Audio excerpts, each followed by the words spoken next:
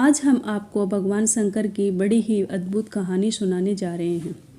एक बार भगवान भोलेनाथ पृथ्वी लोक पर भ्रमण के लिए गए तो उन्होंने एक युवा को देखा। वह ईश्वर को दोष देता जा रहा था। वह अपने जीवन से निराश था, दुखी था। तब भगवान शंकर बौद्ध भिक्षु का रूप धारण करके उस युवा को असली दुख के बारे में बताया। तो चलिए इस कहानी के माध्यम से समझते हैं कि असली दुख क्या होता है। अगर आप यह कहानी सुन रहे हैं तो पूरा सुनिए। इस कथा को आधा अधूरा छोड़कर जाने की गलती मत कीजिए, क्योंकि इस पवित्र कथा को पूरा सुनने से मनचाहा फल की प्राप्ति होती है। इसलिए इस कथा को पूरा सुने, भोलेनाथ का अनादर ना करें। सुख और दुख एक ही सिक्के के दो पहलू होते हैं। ये बात आपने सुनी ही होगी। सुख और दुख हमारे जीवन में लगातार आते ही रहते हैं और हमें लगता है कि हमारे जीवन में हजारों दुख हैं, हजारों समस्याएं हैं। लेकिन अगर आप वास्तविक तौर पर देखें तो आप इस बात को और अच्छे से समझ पाएंगे कि हमारे जीवन में केवल एक ही दुख होता है। हमारे जीवन में असली दुख क्या है वो हम इस कहानी के माध्यम से जानेंगे, और उस दुख का निवारण और समाधान क्या है वो भी हम इस कहानी से समझेंगे। आप इस कहानी के अंत तक जरूर बने रहिए। एक समय की बात है, एक गांव में एक व्यक्ति रहता था। उसका नाम सोनू था। वह बड़ा आलसी था और अपने जीवन से बहुत निराश था। उसका कारण यह था कि उसने अब तक अपने जीवन में कुछ भी हासिल नहीं किया था। वह कुछ काम भी नहीं करता था। उसके घरवाले भी इस बात से बहुत परेशान रहते थे। वे चाहते थे कि वो बाहर जाकर कुछ अच्छा काम करे, कोई अच्छी नौकरी कर ले, लेकिन वह किसी की एक नहीं सुनता था। उसके घरवाले दूसरों का उदाहरण देकर उसे ताने मारते थे, उसे तरह तरह की बातें करते थे, लेकिन उसे कोई फर्क नहीं पड़ता था। जबकि उसके सारे मित्र कामयाब हो चुके थे। कोई अच्छा व्यापार कर रहा था तो कोई अच्छी नौकरी कर रहा था, जिसके कारण जब भी वो लोग मिलते थे तो वे अपनी बढ़ चढ़कर बड़ाई किया करते थे। लेकिन सोनू कुछ नहीं करता था, जिसके कारण जब भी कोई उससे पूछता कि तुम क्या कर रहे हो तो वह कुछ नहीं कह पाता। उसे ये कहने में बहुत शर्म महसूस होती थी कि वह कुछ नहीं करता। वो हमेशा सबसे पहले एक ही बात कहता था कि मैं कोशिश कर रहा हूँ, लेकिन उसकी कोशिशों का कोई भी फल किसी को नज़र नहीं आ रहा था। देखते ही देखते अब ऐसा समय आ चुका था कि सोनू सभी से मुंह छिपाता फिरता, ताकि कोई उससे ये ना पूछे कि तुम क्या करते हो, जिसके कारण वो कभी किसी के सामने भी नहीं आता था। धीरे धीरे उसका मन दुखी रहने लगा था और अब वह बहुत निराश रहने लगा था। उसे अब ऐसा प्रतीत होने लगा था कि मानो वह इस धरती पर बोझ है, जिस कारण वो अपने आप को बहुत अकेला महसूस करता था, बहुत तन्हा महसूस करता था। एक दिन तो उसके मन में यह भी विचार उत्पन्न हुआ कि मेरे हाथों में कुछ है ही नहीं तो मैं क्या कर सकता हूँ।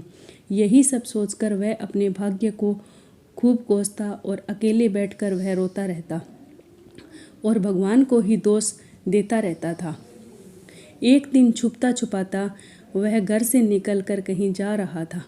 तभी उसने रास्ते में देखा कि एक बौद्ध भिक्षु लोगों को प्रवचन दे रहे हैं और प्रवचन में वह दुख की बातें कर रहे हैं। तो सोनू कुछ देर के लिए अपना मुंह छुपाकर वहीं पर खड़ा हो गया, ताकि उसे कोई भी ना देखे। चुपचाप वहाँ वह उन भिक्षु की बातें सुन रहा था। बौद्ध भिक्षु प्रवचन में कह रहे थे कि दुख हमारा सबसे बड़ा साथी है। हमें दुख अपने जीवन के बारे में बहुत कुछ समझाता सिखाता है और हमें सही तरह से जीवन जीने का तरीका भी बताता है। यह दुख हमारे गुरु की तरह है, जिससे हमें सीखते रहना चाहिए। आप चाहे तो अपने जीवन में अपने दुखों को अपना गुरु बना सकते हैं और उससे सीख सकते हैं, या फिर आप चाहें तो अपने दुखों पर बैठकर रो सकते हैं, लेकिन इससे आपको कोई लाभ नहीं मिलेगा, बल्कि आप दिन ब दिन और कमज़ोर होते जाएंगे, निराश होते जाएंगे। सोनू छुप छुप कर उन बौद्ध भिक्षु की यह सारी बातें सुन रहा था। जैसे ही प्रवचन खत्म हुआ वह उन बौद्ध भिक्षु के पास पहुंचा। उन्हें प्रणाम करके वह कहता है कि हे महात्मा, अभी आप कुछ देर पहले दुख को गुरु बता रहे थे। आप कह रहे थे कि दुखों से हमें सीखना चाहिए, हमें उन्हें अपना गुरु बनाना चाहिए। लेकिन मैं तो अपने दुखों से परेशान हूँ, अपने जीवन से परेशान हूँ। मैंने अब तक जो दुख झेला है, मुझे तो कभी ऐसा प्रतीत ही नहीं हुआ कि मेरे दुख मुझे कुछ सिखा रहे हैं, बल्कि मुझे तो हमेशा यही लगता है कि वो मुझे पीड़ा दे रहे हैं, तकलीफ़ दे रहे हैं। और दुख की पीड़ा बहुत भयंकर होती है। ऐसा लगता है कि अब इसके बाद मेरा जीवन समाप्त हो जाएगा, इसके बाद हमें कुछ नहीं मिलने वाला, और यहाँ तक कि मुझे तो मेरे दुख के सामने मृत्यु भी कम लगती है।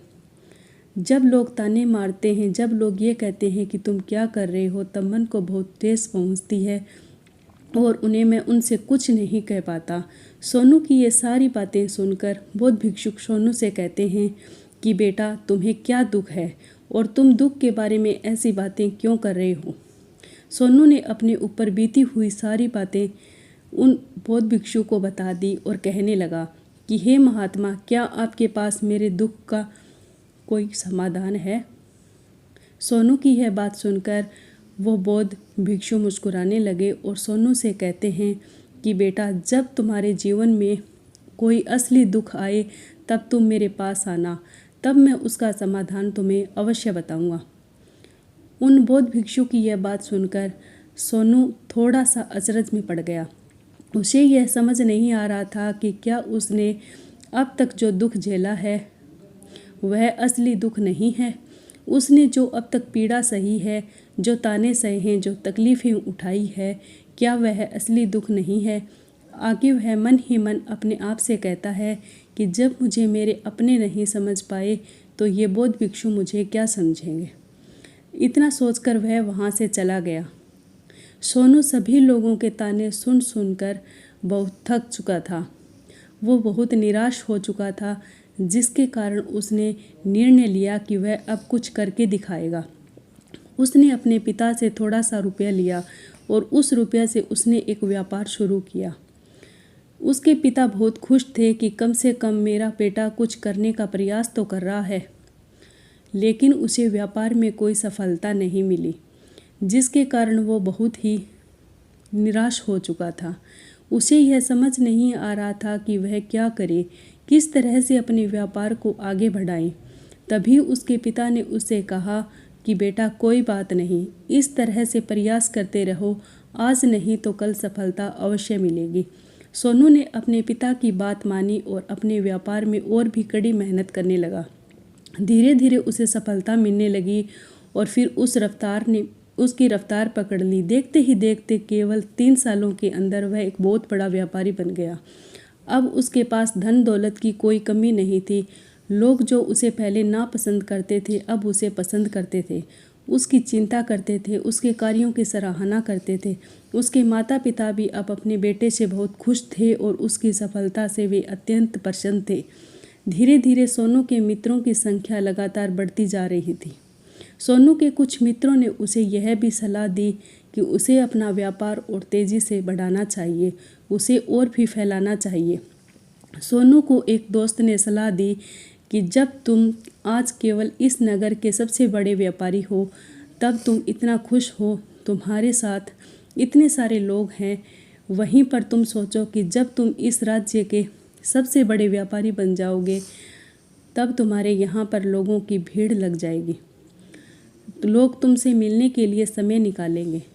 यहाँ तक कि इस राज्य का राजा भी तुमसे मिलना चाहेगा, तुम्हारी तारीफ़ करेगा, और यदि कभी ऐसी ज़रूरत आन पड़ी तो वह तुमसे धन भी उधार लेने के लिए अवश्य आएगा। सोनू को अपने उस दोस्त की यह बात बहुत पसंद आई। सोनू ने सोचा कि मेरे मित्र सही कह रहे हैं, मुझे अपने व्यापार को और भी बड़ा करना चाहिए और फैलाना चाहिए, तभी तो हर कोई मेरे बारे में जान सकेगा, हर कोई मुझे पहचानेगा। उसने बिना देरी किए अपने समय को बिना गंवाए अपने व्यापार में और मेहनत करने लगा। लेकिन जब अब की बार उसके मन में धैर्य नहीं था, जिसके कारण उसने कुछ अनुचित कदम उठाए ताकि उसका व्यापार जल्दी से जल्दी और बड़ा हो जाए। उसने कई लोगों से अधिक मात्रा में धन उधार ले लिया, जिससे उसके ऊपर अब काफ़ी कर्ज हो चुका था। और इतना ही नहीं, वो यहाँ पर भी नहीं रुका। उसने अधिक से अधिक मुनाफा कमाने के चक्कर में अपने माल की गुणवत्ता को ख़राब कर दिया था, जिससे अब उसके पास वह बात नहीं रही थी जो पहले हुआ करती थी। लेकिन वह अपने मित्रों की बात सुनता रहा। जैसा उसके मित्र कहते गए वो वैसा ही करता चला जा रहा था। यहाँ तक कि उसने अपने व्यापार को और भी तीव्रता से बढ़ाने के लिए अपने दूसरे छोटे व्यापारियों के खिलाफ षड्यंत्र भी रचने शुरू कर दिए थे, जिसके कारण उसके मन में अब पहले जैसा वह सुकून नहीं था। अब उसे रातों को नींद नहीं आती थी कि वह केवल एक ही विचार करने लगा था कि किस तरह से उसका व्यापार पूरे राज्य में फैल जाए और वह इस राज्य का सबसे बड़ा व्यापारी बन जाए। वह दिन रात केवल उसी में मेहनत करने लगा और उसका व्यापार जल्दी से जल्दी और बड़ा हो जाए। हालांकि उसके पास अब कुछ नहीं था, धन दौलत, अच्छा घर, गाड़ियाँ, नौकर चाकर, सभी तरह की सुख सुविधाएं थी, लेकिन उसके बावजूद भी वह उन चीज़ों का लाभ नहीं उठा पा रहा था, क्योंकि उसका पूरा ध्यान केवल अपने व्यापार को अधिक से अधिक उन्नति की तरफ ले जाना था। एक दिन सोनू अपने रथ पर बैठकर एक मार्ग से होकर गुजर रहा था। तभी रास्ते में उन्हीं गुरुवर का आश्रम पड़ा।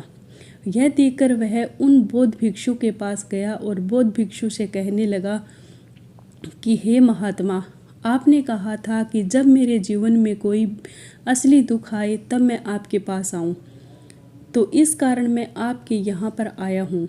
आज मैं बहुत दुखी हूँ। मैं रातों को सो नहीं पाता। मेरे पास सब कुछ होते हुए भी उनका लुत्फ नहीं उठा पा रहा हूँ। उसने अपनी सारी बातें एक एक करके उन बौद्ध भिक्षु को बता दी।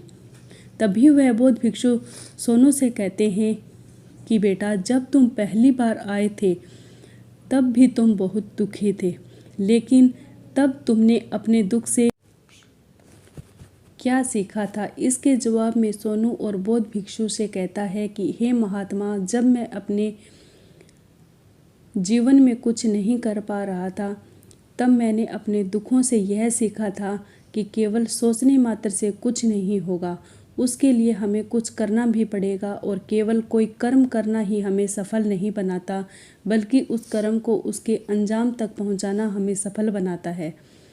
फिर चाहे रास्ता कैसा भी हो, फिर चाहे परिस्थितियाँ कैसी भी हो, फिर चाहे कितनी ही बाधाएं आपके रास्ते में क्यों ना आ जाए, चाहे ऐसा क्यों ना लगने लगे कि आपके पास जीवन में कुछ नहीं बचा और आप कुछ नहीं कर सकते, तब भी हौसला बनाए रखें, उम्मीद ना छोड़ें और अपने कार्य पर डटे रहें, यह सोचकर कि जब तक मैं अपने कार्य में सफल नहीं हो जाता, तब तक अपने लक्ष्य तक पहुंच नहीं जाता, तब तक मैं इस कार्य को करता रहूँगा। मैं इस कार्य में अवश्य सफल होकर ही रहूँगा, जबकि बाकी लोग केवल सफल लोगों को महत्व देते हैं, उनके कर्मों को नहीं। सोनू की ये सारी बात सुनकर वह बौद्ध भिक्षु मुस्कुराने लगे और सोनू से कहते हैं कि बेटा, जब तुम्हारे जीवन में असली दुख आए तब तुम मेरे पास आना, मैं तुम्हारी समस्या का समाधान अवश्य करूँगा। इतना कहकर वह बौद्ध भिक्षु वहाँ से उठकर चले गए। सोनू एक बार फिर से उनकी ये बातें सुनकर आश्चर्यचकित रह गया।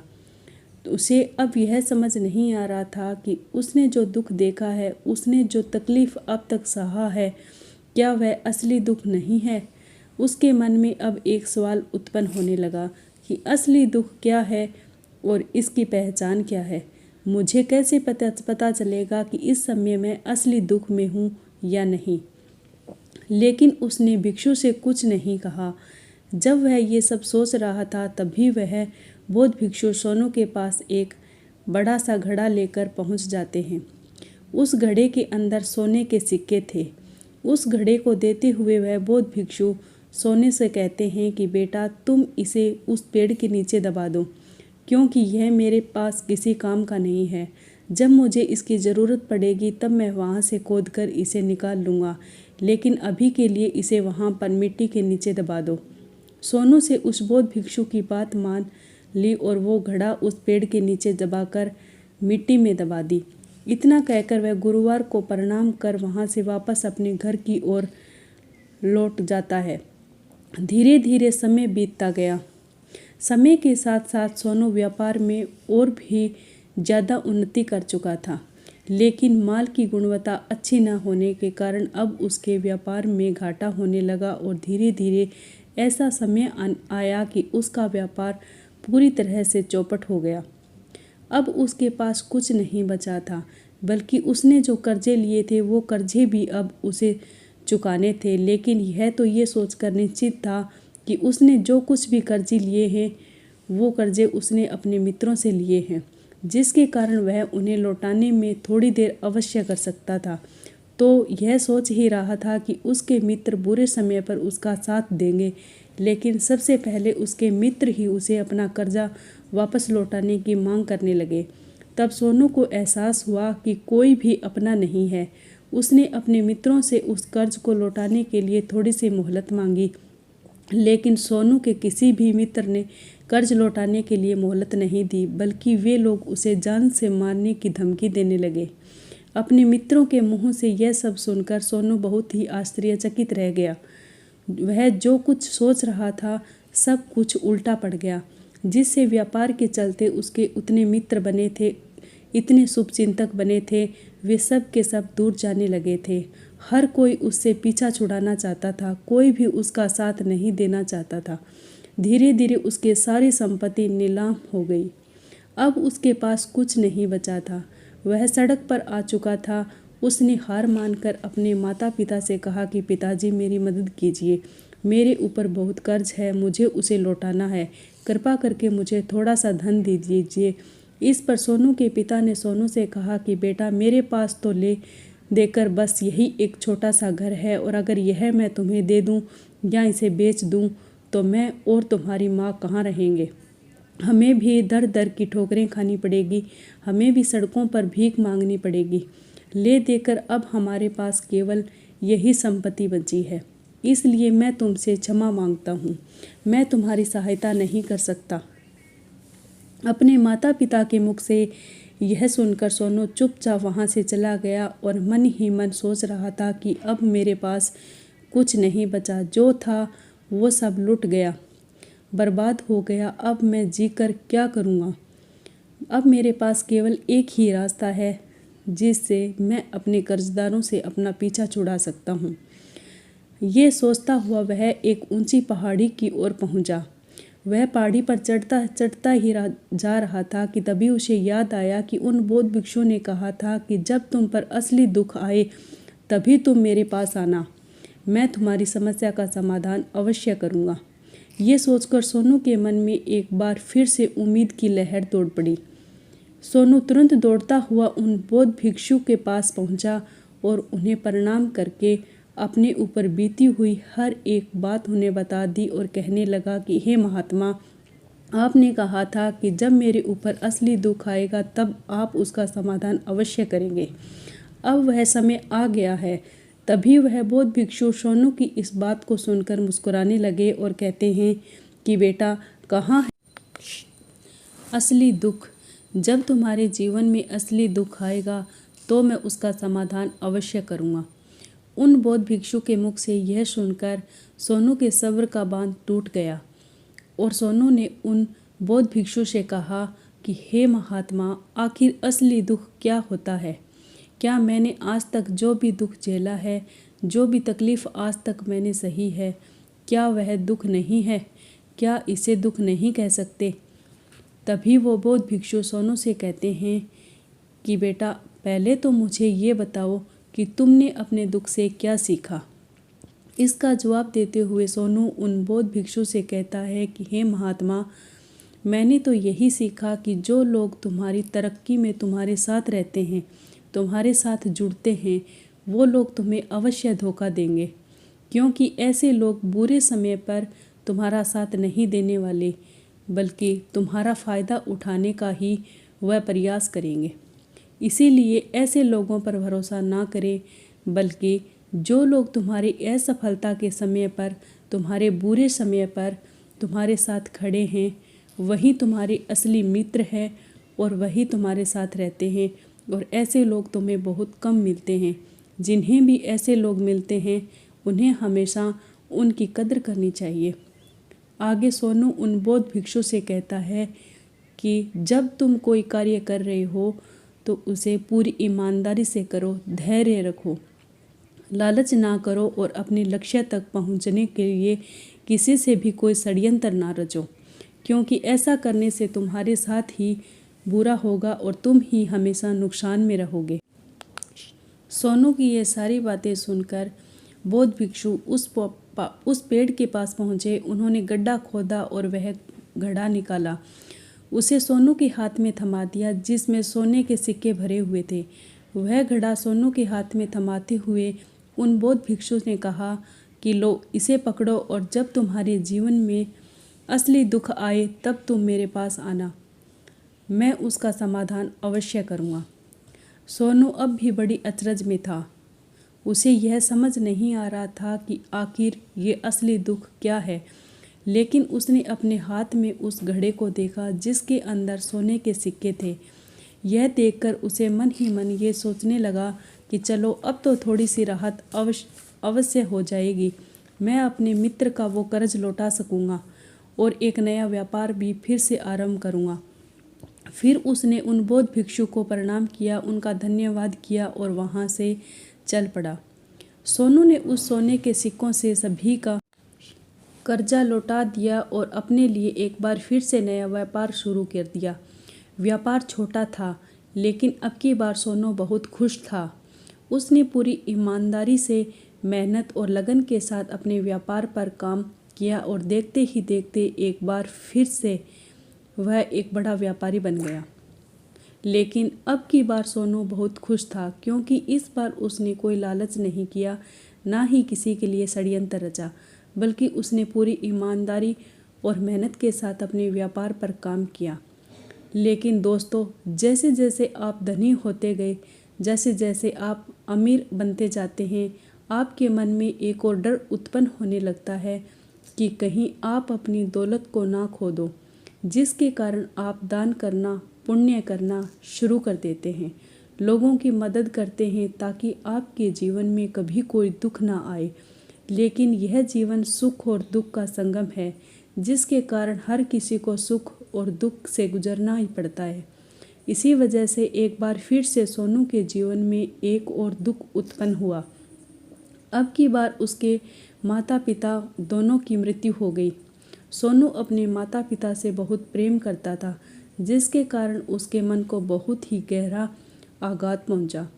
जब आखिरी बार वह उन्हें देख रहा था तो उसके मन में हजारों सवाल उत्पन्न होने लगे। वह अपने घर लौटा और घर लौटकर उसने देखा कि जिस संपत्ति के लिए वह हमेशा चिंतित रहते थे, आज उसकी देखभाल के लिए कोई नहीं था। उसके माता पिता ने जो भी मेहनत की, जो भी अपने जीवन में इकट्ठा किया, वह सब यही रह गया। लेकिन अब सब कुछ खत्म हो चुका था और सोनू का मन अब बहुत बेचैन हो रहा था। उसके मन में हजारों सवाल उत्पन्न हो रहे थे और वह अपने आप को बहुत अकेला महसूस कर रहा था। उसे बहुत खालीपन सा महसूस हो रहा था। उसे समझ नहीं आ रहा था कि वह क्या करे। तभी उसे उन बौद्ध भिक्षु की याद आई और वह तुरंत ही भागा भागा उन बौद्ध भिक्षु के पास पहुंचा। उसे देखते ही उन बौद्ध भिक्षु ने सोनू से सवाल किया और कहा कि क्या बात है बेटा, क्या कोई फिर से दुख आन पड़ा है?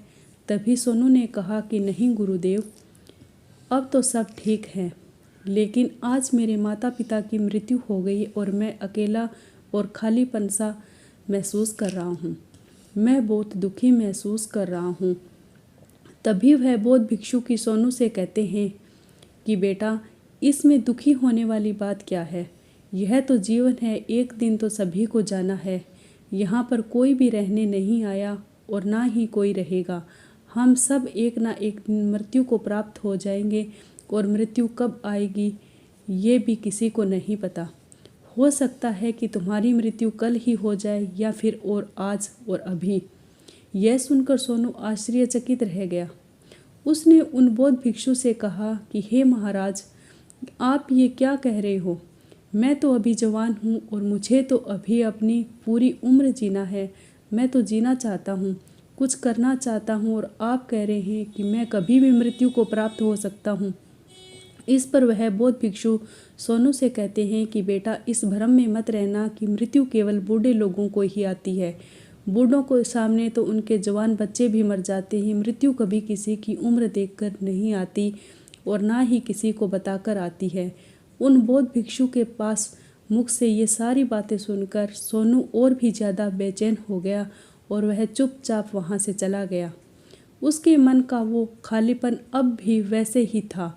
वह अब भी अपने आप को बहुत अकेला महसूस कर रहा था। उसके बाद से उसका मन अपने व्यापार में भी नहीं लगता था। जब भी वह कोई कार्य करता तो उसके मन में ढेर सारे प्रश्न उठने लगते कि वह क्या कर रहा है, क्यों कर रहा है और उसने इस कार्य को क्यों शुरू किया था। उसके मन में अब एक और प्रश्न उठने लगा कि क्या हम वहाँ इसलिए आते हैं कि इस जीवन को भोगेंगे और एक दिन मृत्यु को प्राप्त हो जाएंगे। वो यह समझ नहीं पा रहा था कि जीवन का असली मतलब क्या है। उसने कई विद्वानों से पूछा, अपनी तरफ से जो मुमकिन हो सकता था खोजबीन की, लेकिन उसे कोई भी जवाब नहीं मिल पा रहा था। और जब उसे कोई जवाब नहीं मिला तो उसका दुख और भी बढ़ गया, जिस कारण उसके मन की बेचैनी और भी बढ़ चुकी थी और उसे यह समझ नहीं आ रहा था कि वह क्या करे और कहाँ जाए, किससे पूछे। तभी उसे फिर से उन बौद्ध भिक्षु की याद आई। वो एक बार फिर से उन बौद्ध भिक्षु के पास पहुंचा और उसने अपने मन की सारी बातें उन गुरुवर को बता दी। तभी वो बौद्ध भिक्षु मुस्कुराने लगे और सोनू से कहते हैं कि बेटा, आज पहली बार तुम्हारे जीवन में असली दुख उत्पन्न हुआ है। वास्तव में तो यही दुख है जिसे हम दुख कह सकते हैं, जो दुख कहलाने लायक है ही नहीं। हमें पता ही नहीं कि हम क्या कर रहे हैं, कहाँ जा रहे हैं, क्यों जा रहे हैं, वो कौन है, क्या है, क्यों है, हम क्या करना चाहते हैं। तभी सोनू ने कहा कि हे महात्मा, मेरे इस दुख का समाधान कीजिए, मुझे इस दुख का निवारण दीजिए। तभी वह बौद्ध भिक्षु सोनू से कहते हैं कि हम सब के अंदर क्रोध, लालच, अहंकार जैसी कई वासनाएं हमारे अंदर घर करके बैठ जाती है, जिस कारण हम अपने जीवन के टुकड़ों में जीते हैं और हमारी चेतना कभी एक नहीं हो पाती। हम कभी एक जगह सोच नहीं पाते, समझ नहीं पाते और हमारी ऊर्जा शक्ति पूरी तरह से छिन्न भिन्न हो जाती है। आजकल के इस दौर में हमारे पास तो इतना भी समय नहीं है कि हम एक पल निकाल सकें और एक पल के लिए अपने आप को देख सकें, अपने आप को समझ सकें, जीवन का सही अर्थ समझ सकें। वास्तविकता में हर कोई यहाँ पर अपने लिए ही जीवन भर केवल दुख दुख कहकर चला जाता है और उसका समाधान निकालने का हर मुमकिन प्रयास करता है, लेकिन जिसे हम दुख समझते हैं वह तो दुख है ही नहीं, तो इसका समाधान आपको कहाँ से मिलेगा। ये तो परिस्थितियाँ हैं जिसके कारण हम अपने आप को दुखी समझते हैं, हम अपने आप को तकलीफ़ में समझते हैं। जैसे ही हम एक परिस्थिति से निकलते हैं और फिर किसी दूसरी परिस्थिति में फंस कर रह जाते हैं, जिस प्रकार हम पहली समस्या का सामना करते हैं उसी प्रकार हम दूसरी समस्या का भी सामना करते जाते हैं। और जब हम उन परिस्थितियों से हार मान लेते हैं, जब हमें लगता है कि अब कोई रास्ता नहीं बचा, तब हमारे सामने हमें केवल एक ही रास्ता नज़र आता है और वह है मृत्यु। लेकिन यह कोई समाधान नहीं है, यह कोई रास्ता नहीं है। इसलिए यदि आप सचमुच अपनी समस्याओं का समाधान चाहते हैं तो अपने आप को एक ही बार में समझने का प्रयास कीजिए, अपने जीवन का उद्देश्य और अर्थ समझने का प्रयास कीजिए। तभी सोनू उन बौद्ध भिक्षु से कहता है कि हे महाराज, तो क्या हमें इस जीवन को नहीं जीना चाहिए? क्या हमें अपनी इच्छाओं को नहीं पूरा करना चाहिए? तभी वह बौद्ध भिक्षु सोनू के इस सवाल का जवाब देते हुए कहते हैं कि हमें किसी से भी अत्यधिक लगाव नहीं रखना चाहिए, हमें अपनी इच्छाओं को वश में रखना चाहिए, हमें संपत्ति बहुत अधिक इकट्ठी नहीं करनी चाहिए, क्योंकि हम मनुष्य की इच्छाएं, कामनाएं, वासनाएं ये ऐसी होती है जैसे मानो कि एक पर्वत से गिरता हुआ झरना, जिस पर किसी का कोई नियंत्रण नहीं है सिवाय देखते रहने के और प्रयास होने के। लेकिन जब तुम अपने जीवन का अर्थ समझने लगते हो तब तुम अपने आप को पहचान लेते हो, समझ जाते हो कि तब तुम अपने आप पर नियंत्रण पा सकते हो। तब तुम्हारी सभी इच्छाएं, कामनाएं, वासनाएं भी तुम्हारे वश में हो जाती है और फिर तुम चाहो तो उनको नियंत्रित भी अवश्य कर सकते हो। गुरुदेव की ये सारी बातें सुनकर सोनू ने गुरुदेव से कहा कि हे महाराज, आपको बहुत बहुत धन्यवाद। आपने मेरी सबसे बड़ी समस्या का समाधान आज कर दिया है। मैं आज से अपने जीवन को एक नई ऊर्जा के साथ आरंभ करूँगा और अपने जीवन की ऊर्जा शक्ति को सही कार्य में लगाऊंगा।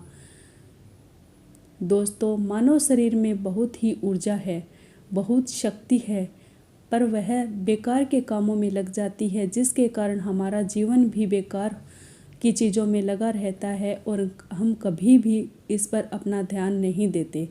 हम कभी भी अपनी ऊर्जा को केंद्रित नहीं करते।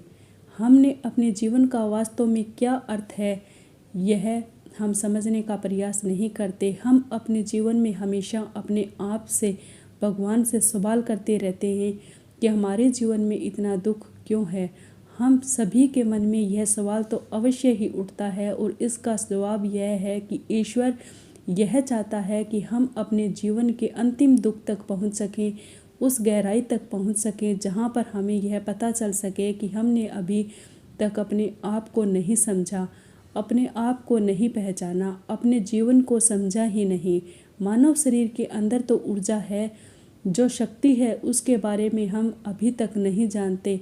हम अपने आप को चाहे तो एकत्रित कर सकते हैं, अपने आप पर नियंत्रण कर सकते हैं, लेकिन हम अपनी इस ऊर्जा का व्यर्थ उपयोग कर सकते हैं, व्यर्थ की चीज़ों में लगा देते हैं, जिस कारण हम अपने आप को कभी नहीं पहचान पाते और ना ही कभी अपने आप पर नियंत्रण पा सकते हैं। लेकिन यदि आप अपने आप को जानना चाहते हैं, अपने आप को पहचानना चाहते हैं, तो पहले आप खुद को एकत्रित करना होगा, अर्थात ध्यान लगाना होगा कि ध्यान लगाने से ही आप अपने दुखों की समस्याओं का समाधान निकाल सकते हैं और तभी आप अपने आप को पहचान सकते हैं, जान सकते हैं और अपने जीवन की हर दुखों का समाधान भी कर सकते हैं। उम्मीद है आप सभी को यह वीडियो अच्छी लगी होगी। यदि आप चाहें तो इस वीडियो को लाइक कीजिए और चैनल को सब्सक्राइब जरूर कीजिए।